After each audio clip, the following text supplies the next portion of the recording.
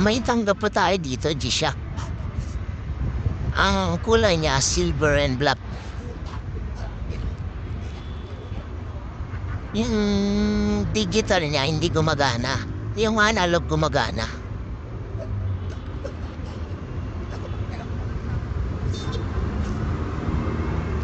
Titignan na po natin yung battery niya.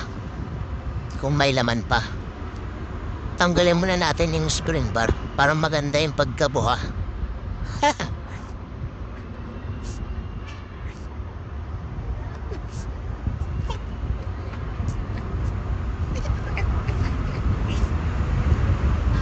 Tignan din natin kung original to o replica class A. Para malaman natin. Screwin muna natin ng automatic magnetic screwdriver. Diba? Bilis lang. Isang pindot tanggal.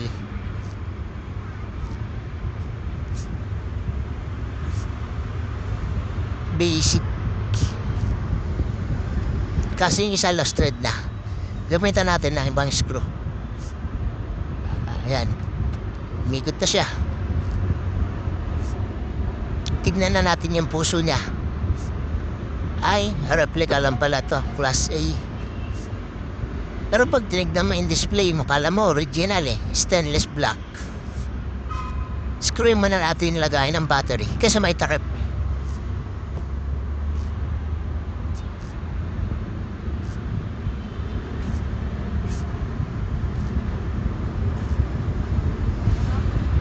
Yan, yung battery niya 2016. Tapos medyo mayawang pa. Sabi kasi ni customer, kapapalagay niya lang na ito kahapon. Napadaan siya dito sa Muñoz, kaya pinatingin niya sa akin. Tapos kabibili lang daw niya kahapon, tapos kanina ay na gumana. Ngayon, ipinacheck niya sa atin. Ang sabi ko naman, yung battery na dapat na nakalagay rito is 2025, mas makapal. Ay, yung unang nilagay nung pinaglagay niya kahapon, no? 2016, mas manipis. Ang suggest ko, try ko ilagay yung 2025 kasi mas mataba onti yun. Pag 2016 kasi, gumagalaw-galaw yun. Kaya yung display ng relo, yung sa mga number, magwawala-wala. Kaya wala. Kala niya, naubos na. Hindi niya alam, mali yung nilagay na battery. Dapat 2025 kasi yun yung sukat niya talaga. Tignan mo, pag nilagay, diba? Sakto lang.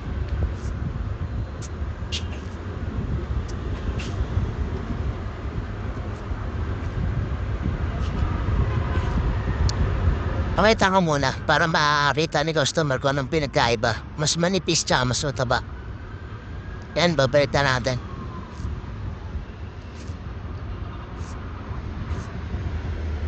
Sabi ni customer, sige daw, babayaran na lang daw niya. Sabi ko naman, sige po, bibigyan ka na lang kayo ng warranty para hindi lugi hindi kayo lugi. Para hindi sayang naman yung pera niya. Kaysa dun sa una niyang pinalagyan, wala naman warranty. Na hindi niya maibalik. Sayang lang yung pera niya. Ayun, okay na po. O diba, pinapaliwanag ko lang kay customer para maintindihan niya. Tuturuan ko rin kayo paano iset yung tamang oras na ito. Sarado muna natin yung takip.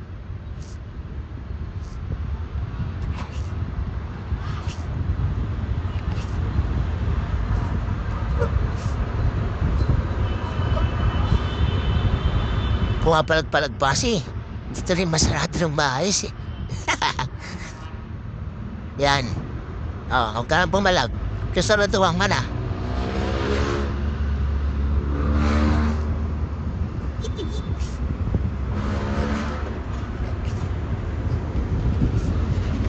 Screwing muna natin ulit. Diba?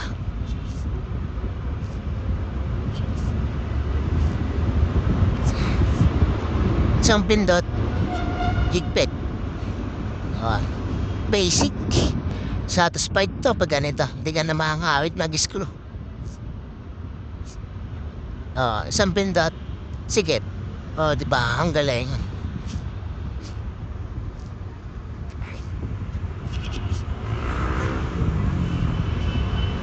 Panoorin niyo lang po lagi video ko para matutunan niyo yung mga pinaggagawa ko.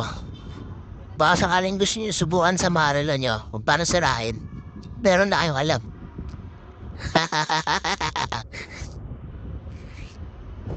Balik lang natin yung spring bar. Tapos, set na natin yung oras. Meron din po pala tayo sa YouTube. Pwede nyo panoorin and pa-subscribe na rin po. Maraming salamat. Panoorin nyo lang po kung paano isiset. Siset na natin.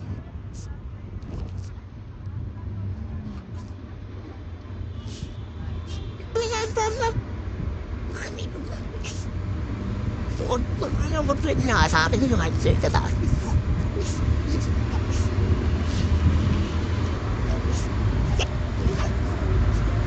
Ayaw mo kain sa lang? Ano may sabaw niya? Sanay-sanay. Ano yun? Itamating sa sanay-sanay. Ang pinaalam mo na. Well, sabi si Victor sa bato. Tapos sabi ko yung parang balik. Ang inuwan ko. Tapos sinabi ko na express. Thanks for watching. Haha.